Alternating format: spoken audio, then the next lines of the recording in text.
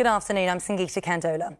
NHS leaders are warning people to avoid risky behaviour over the next week due to the upcoming junior doctor strikes in England.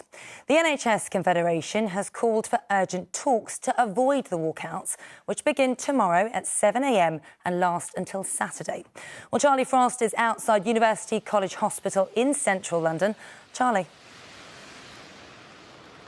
Well, we're on the eve of what is set to be the most disruptive walkout in NHS history. It's estimated that up to 350,000 appointments could be cancelled as thousands of junior doctors walk out on strike over the next 4 days. Their union, the British Medical Association, is calling for a 35% pay increase, a figure that the Health Secretary has described as unrealistic, leaving both sides in stalemate, a position that the Chief Executive of the NHS Confederation, Matthew Taylor, has today described as depressing, calling on both sides to consider bringing in ACAS to mediate the situation to try to avoid these catastrophic strikes. And speaking to ITV News earlier, he also had this advice for the public.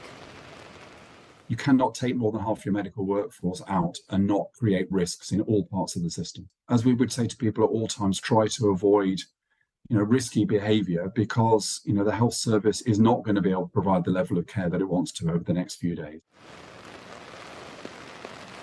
Well, hospitals like UCH will be prioritising urgent care over the next few days, and wait times in A&E will be longer than usual. The advice: use NHS services responsibly and avoid doing anything risky which could land you in the emergency room. OK, Charlie, thank you. The Prime Minister has called for a swift return of the Stormont Assembly in Northern Ireland, praising the bravery and compromise shown by the leaders who secured the Good Friday Agreement. On the 25th anniversary of the deal, Rishi Sunak urged all parties to get on with the business of governance. His remarks come ahead of US President Joe Biden's visit to commemorate the event and an increase in the terror threat level for Northern Ireland to severe by MI5, with warnings of possible attacks on police. Labour leader Sir Keir Starmer has doubled down on his party's attack adverts against the Prime Minister, saying he will absolutely zero apologies for being blunt. The online ad has been criticised by Conservative MPs as well as some Labour backbenchers for suggesting Rishi Sunak doesn't believe criminals who abuse children should go to prison. Well, our political correspondent Libby Vina joins me now. Libby, this row just isn't going away, is it? No, well, there are some people in the Labour Party who are deeply uneasy about these very personal attacks on the Prime Minister, but it seems that Keir Starmer, the Labour leader, isn't one of them. Writing in the Daily Mail today, he has effectively gone on the offensive again, accusing Rishi Sunak of failing to lock up criminals, failing to prosecute those who should be behind bars. I put it to one of his shadow cabinet ministers that this was really nasty politics that they shouldn't be indulging in. She rejected that and said it was entirely justified. We've had a Tory government for the last 13 years that has allowed our criminal justice system to collapse. We have a Prime Minister that if he wanted to prioritise this, if he wanted to do something about it, he could do, but he isn't. And we are going to hold him to account for it. That is our job, and we don't make any apology for it, and we're going to be straight about it. Well, in the past, the Tory party hasn't exactly held back when it comes to Labour's record on law and order. And a Tory party source today wasn't exactly taking the moral high ground, suggesting that the Labour leader was Sir Keir Softy, saying that in the past, when he was director of public prosecutions, he himself had failed to prosecute very dangerous individuals. OK, Libby, thank you very much. Buckingham Palace has confirmed that King Charles's coronation procession will only be around a fifth of the length of the route his mother took after she was crowned at Westminster Abbey. The King and Queen Consort will also only make one leg of the journey in the iconic but uncomfortable gold state coach. Lizzie Robinson reports. Weighing 4 tonnes and standing at 3.5 metres tall, the gold state coach.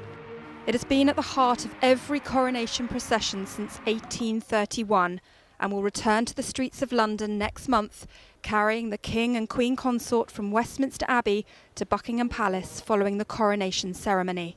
It's deliberately made this large so that people can see the sovereign travelling in state and state processions. Because of this, it's only used at a walking pace. The carriage might be impressive in size, but it did not impress the late Queen Elizabeth for its comfort. She recalled the journey for her own coronation procession in it as horrible. For this coronation, it will only travel on one leg of the journey, with Charles and Camilla using the more modern Diamond Jubilee state coach for the other. They will set off from Buckingham Palace in that Diamond Jubilee state coach, travel along the Mall, through Admiralty Arch, along the south side of Trafalgar Square, down Whitehall, and then along Parliament Street. The procession will then travel round Parliament Square, arriving at Westminster Abbey, where the service will begin at 11 a.m. Following the ceremony, the King and Queen Consort will return to Buckingham Palace along the same route.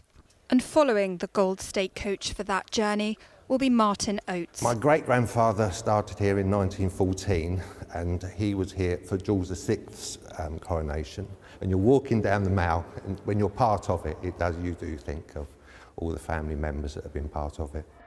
And for the King too, he will be following in his family's footsteps on an historic day that is now just a month away. Lizzie Robinson, ITV News. That is all for now. Romilly will be back with the evening bulletin at 6:10. In the meantime, you can keep up with all the news headlines on our streaming service, ITVX. Until then, do enjoy the rest of your afternoon. Bye-bye.